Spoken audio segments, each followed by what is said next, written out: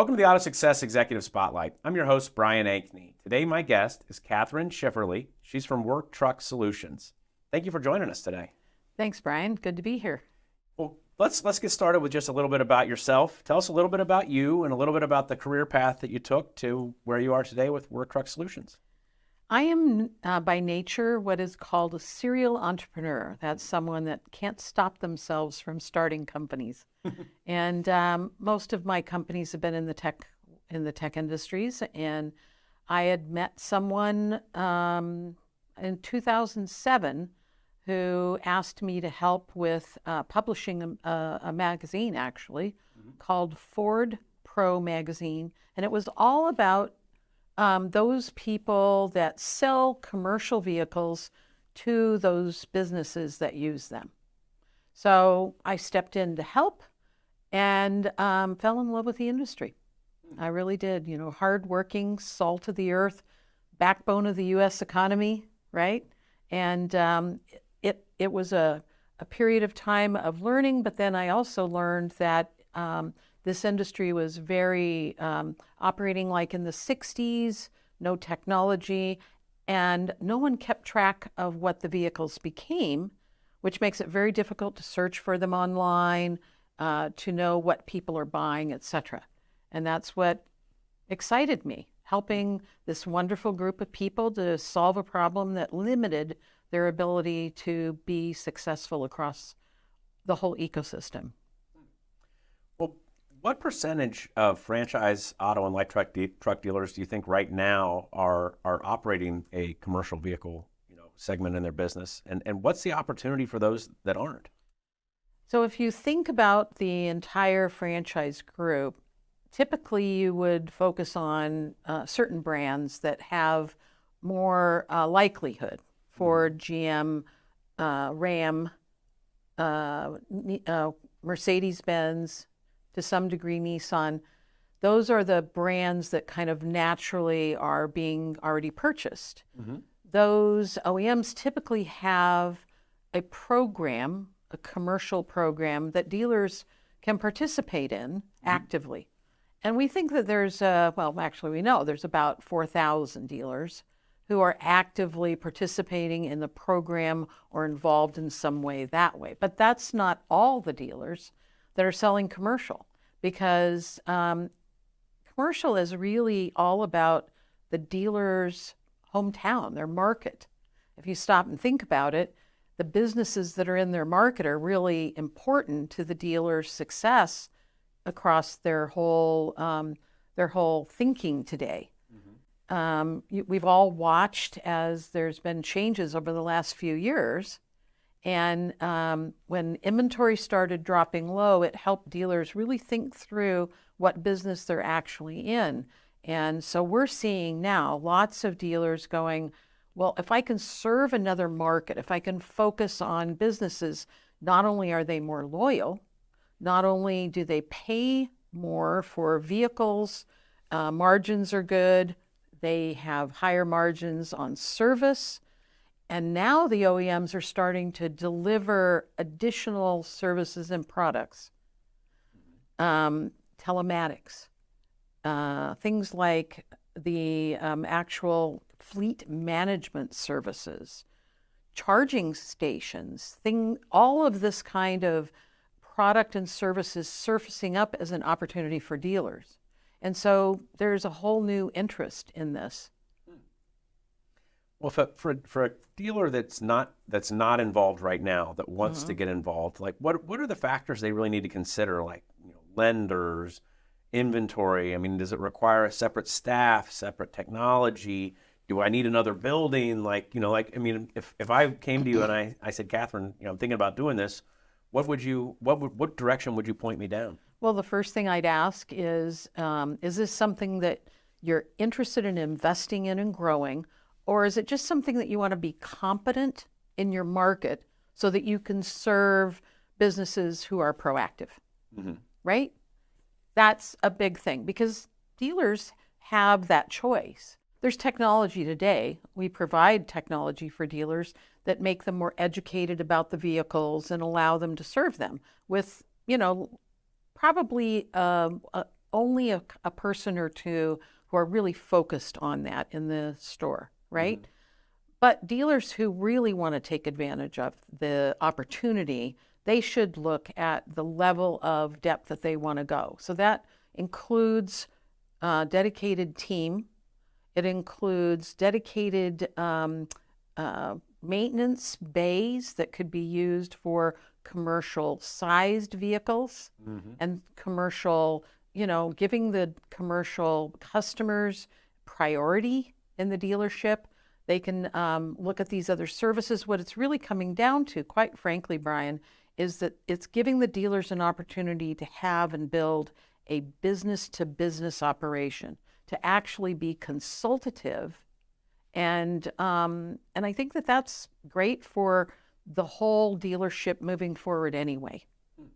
Well, I never thought about giving them like some priority in the service department, but I mean that makes a lot of sense. I mean, if that's my work truck and I've got to wait a week to come in, that's not going to work for me. That's right.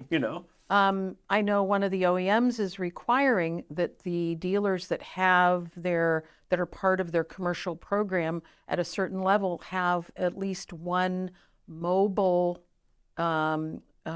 maintenance vehicle that's dedicated and committed to their commercial customers, right? So there's a lot of different ways, and we're actually building a playbook on how to enter the industry as a player, if you will.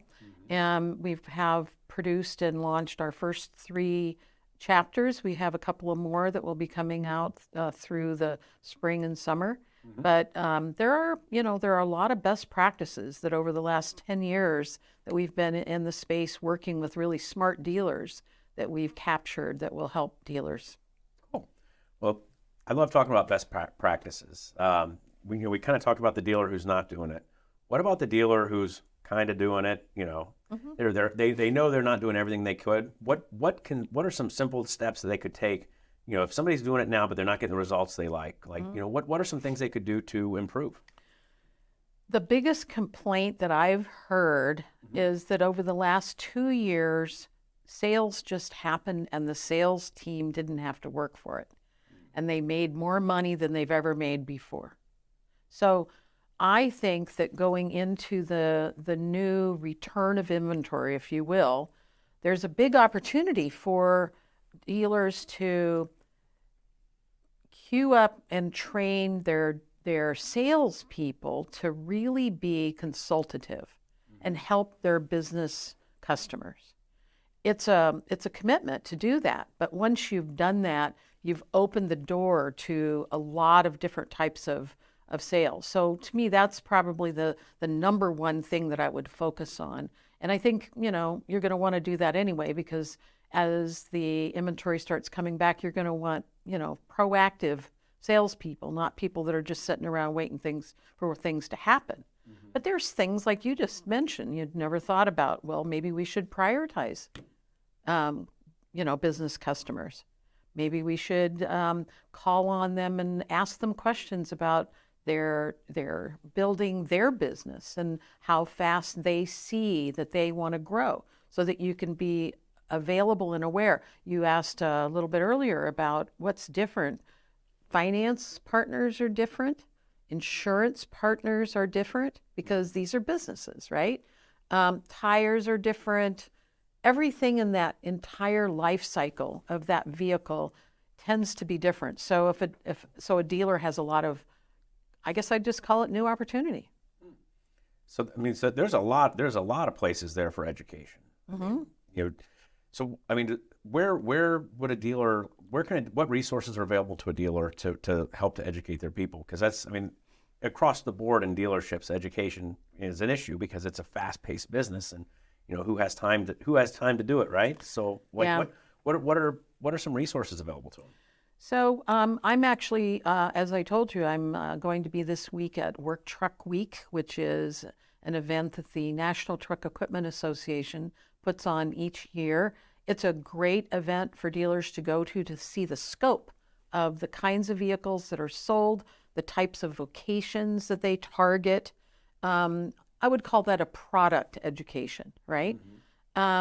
We actually have, along with our platform, we've embedded a learning management system, an LMS, which not only offers tracked and certified training for salespeople on operation of our platform, but we're adding now in some of the kinds of training that you would expect when you're looking at what you should be doing, not just how to use the tools. Like I said, we are also, making available the playbook. And in that playbook, we reference a number of partners that are specialists in those certain areas. We've now started embedding those types of technologies like finance that is particularly focused on commercial, that the dealer can make decisions about who they want to play with, right? Dealers always should have a choice. That's our philosophy. Dealers should be able to determine how they want to build and run their business. Our job is to give them options on the technology use and the partners that they want to bring into the technology. That's another way to gain education, right? Is to bring in smart partners.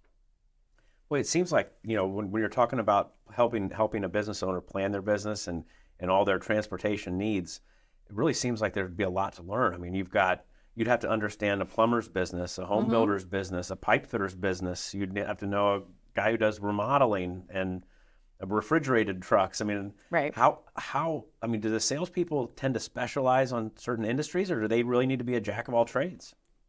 So, vocational sales, vocational businesses, to have the very, very perfect vehicle, you're right. It's the good news is that the upfit partners, that's the term of, taking this bare chassis and putting a body on it, that's called upfitting, that they're specialists in that. So what we've been doing, today I think we're up to 875, I think, that we have all their product information and all the information about, what types of vocations they are suited for. So one of the commitments that we've made for 23 is to continue to expand the content that we're providing to our dealers about the products and about the services that their OEMs are offering that they can now sell, so that it's all in one place, both educating their buyers, but also educating their sales team. That's great. I mean, except it just seems like you'd have to know a lot of stuff and remember a lot of stuff. Yep. Especially 875 upfitters. That's a lot of product lines, It is. I think it's like any other industry where there's going to be the 80-20 rule, right? 80% of what you're going to be doing is really being done by 20% of the providers and the partners. But it's good to know the scope, because that makes you sensitive to what's important to each type of customer. And we talk a little bit. We actually have a biannual conference that's all virtual. It's called Commercial Vehicle Business Summit. In fact, the next one is May 10th and the 11th, and it's free. And the goal is to bring together all these different stakeholders that are in this industry to talk about the future, to talk about the trends, and to talk about how to maneuver through all of the changes that are taking place. But what's great is that they are from all of these different, I guess I would call, categories of stakeholders, so that the perspective is very well rounded. So that's another opportunity for people to become educated about. And, a dealer can specialize. Every market, that's the exciting thing to me, is, the Akron market is different than the Los Angeles market. Yeah. The kinds of things that go on are very special to a market. Who better than a dealer to understand what's happening in their marketplace? And then we provide the tools and the understanding of how to target that particular type of customer. Yeah. I mean, that makes sense. You probably in Oklahoma, you have one type of business. You have Mm-hmm. oil and gas all Mm-hmm. over the place, and Yep. you go out to Virginia, and it's all data warehousing. Like so it's still guys doing trades, just doing very different trades with very different tools and equipment, probably.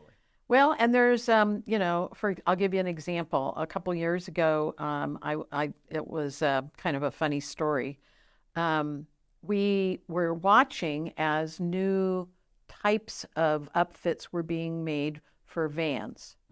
And one of the companies that we were working with had just announced what was called a secure transport van. And this is a van that has had refrigeration added, it's had humidity control, and a lockbox. And it's for delivering cannabis Oh wow. from the field or whatever growth area to the dispensary. And all of those are cash business. All of that's cash. And so it's just an example. Another one is delivering gasoline directly to people's cars parked in their driveway. Because guess what? The highest crime stats happen. The highest crime happens at gas stations. Really? Yeah. So in an urban environment, right? One of the things that really excites me the most about the industry that I'm in is how these things evolve, right? And new things happen and new ideas. It is true that the largest percentage of these upfitted vehicles are used in more traditional fashion. Our plumbers and our landscapers and our HVAC repair people. And by the way, this industry is totally recession proof, right? Oh Think yeah. about it. I mean, think about in 2020, who was it that was still driving around, right? And who is it that's not going to be able to be replaced by a robot? Yeah, you're right. So it's a great space to be looking at growing a future. Also, for dealers, think about it. Businesses are made up of people who also need to buy vehicles. Owners, employees, etc., families. Cool. I love the examples you gave of those trucks. Is there any like just even stranger? Like what's the strangest vehicle you've ever come across? Well, one of the coolest is it's a very, very expensive vehicle, like very expensive. It's a big truck, and it has a satellite dish on it, and it's armored and has four-wheel drive and all of this kind of stuff. And it's taken into areas where there's been a natural disaster, and it creates a link for communication. I mean, to me, there's lots of really interesting ranges, of how important dog grooming, right? All the way from, things around delivery. Well, delivery could be a whole conversation. We've all looked at what's happened over the last, 3 years with how everybody now is changed their lives, right? And delivery, last year, delivery grew 46% on the vehicles, the vehicle types. And we don't expect that to, go away because people have become so used to it. So then what starts happening is people start looking at, well, how can we do things better? And I do know some of the areas when you think about technology that people are looking at is, what about sharing vehicles? Like now that we have technology, kind of like Airbnb, right? Like I've got a vehicle that can do delivery. I deliver from 6 in the morning until 3 in the afternoon, right? But could this vehicle then be used for something else? But technology is now to the point where there's, that kind of use of a vehicle and sharing vehicles that are being tested and tried. And of course, autonomous. So if you think about autonomous vehicles, less likely to be embraced and adopted for, you and me, right? And more likely to be used for long haul trucking or for some kind of a route that you can sit and say, this is exactly where that vehicle needs to be, over the next 5 hours to deliver and unload. Yeah. So, and of course, there's off-road vehicles like mining and farming and things like that autonomous, it makes case study sense, right? But there's a lot going on in this industry right now, and that also excites me because honestly, the first 7 or 8 years, it was very challenging, encouraging a space that was very technology resistant. Let's shift gears and talk about used vehicles. Sure. What does a successful commercial used vehicle operation look like? Like, where are they sourcing the inventory? Are they selling it to a different audience? Like what is different about that? Well, that's actually pretty exciting right now too, because what we've found is that there's not been a real there's some used dealerships that have recognized the value of commercial vehicles, but not as many as you would think, and certainly not as many as franchise dealers, right? But now, especially with I think the last I checked, the backlog of commercial vehicle orders is something like 3 million. Oh, wow. Yeah. How long is it? I mean, how long of a time from order to having it available for use? Like, what does that look like? So before the pandemic took down our speed, if you will, there was 2 to 6 weeks happening, but now because the supply chains are so challenged, it's expanded back out to 6 months. It's very challenging right now because the coordination between the ordering of the vehicle, they're all during this last year or two. For a dealer to actually order something, they've wanted 100 and they've maybe gotten 10, right? So then they have to figure out what should those 10 be built into? Well, those 10 are probably already sold. So then it just goes into a regular order form through an upfitter, and everybody knows it's going to take some time. Yeah. But before, and I'm thinking we're going to get back within the next year or so into more of an ordering in advance. That's why the consultative part of it is so important.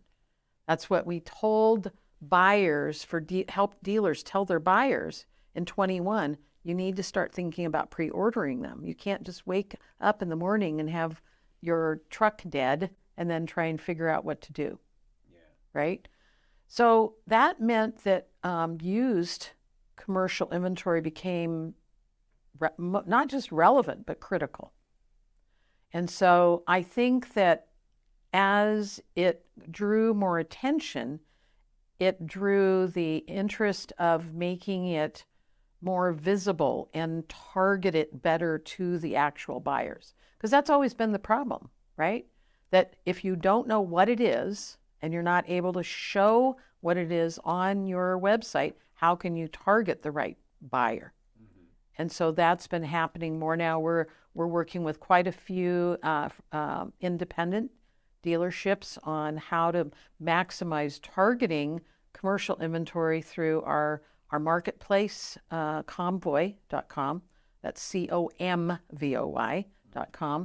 And also how they're able to, show it on their own website in a way that makes it searchable, right, by the use case.